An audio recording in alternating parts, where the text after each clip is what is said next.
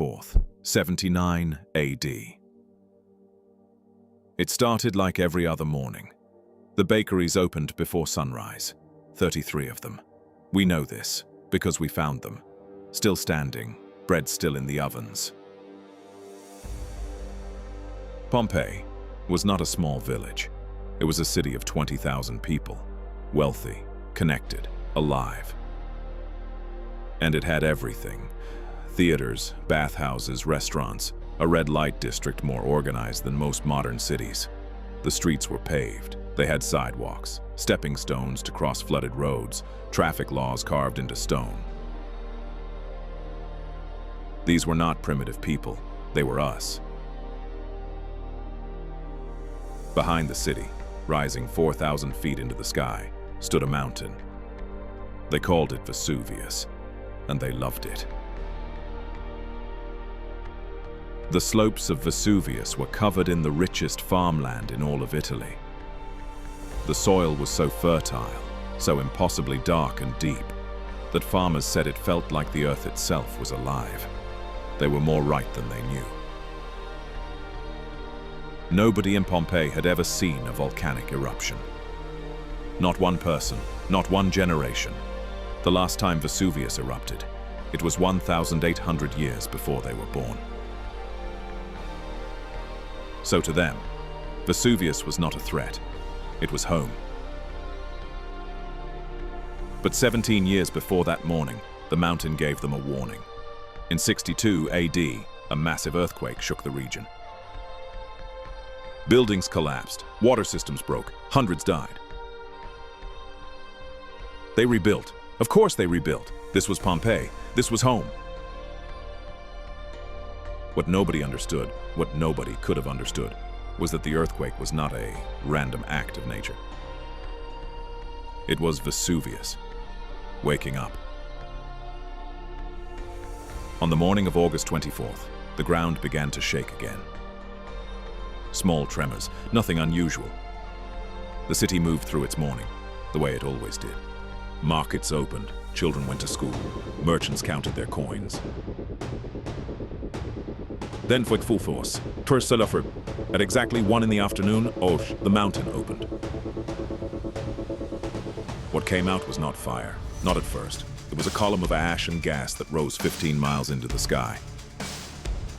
15 miles. People 50 miles away could see it.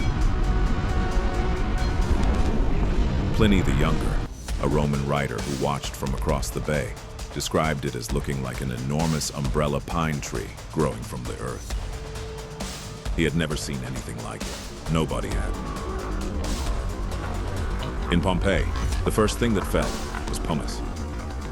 Small, light, almost gentle. Some people thought it was snow. It wasn't snow. It was the beginning of the end of everything they had ever known. In the first hours, people made a choice: stay or run. Some grabbed their most valuable possessions and fled. We know this because we found them. Skeletons on the roads out of the city, still clutching bags of gold coins. They almost made it. Others stayed. They went inside, barricaded their doors, covered their faces with cloth, and waited for it to stop. It didn't stop. By nightfall, 3 feet of pumice covered the streets. The roofs began to collapse. And then, something far worse than pumice came down the mountain: a pyroclastic surge. A wall of superheated gas and ash moving at 180 miles per hour, 700 degrees Fahrenheit. It reached Pompeii in less than 4 minutes. Nobody outran it. Nobody. In an instant, 20,000 lives were frozen in time, exactly as they were, exactly where they stood. A mother holding her child, a man covering his face, a dog still chained to its post, 2 gladiators locked in a cell, all of them gone in seconds. And then, silence. For 1,700 years, silence. Until 1748, when a Spanish engineer digging in a field hit something hard. A wall, a perfectly preserved 2,000-year-old wall. What they found underneath that field would take the next 300 years to excavate. And what those excavations revealed changed everything we thought we knew about the ancient world. Because Pompeii didn't just preserve buildings and bodies. It preserved a moment, a single frozen morning from 2,000 years ago. Their food, their graffiti, their art, their secrets, their fears. All of it, waiting under 20 feet of ash for someone to find it.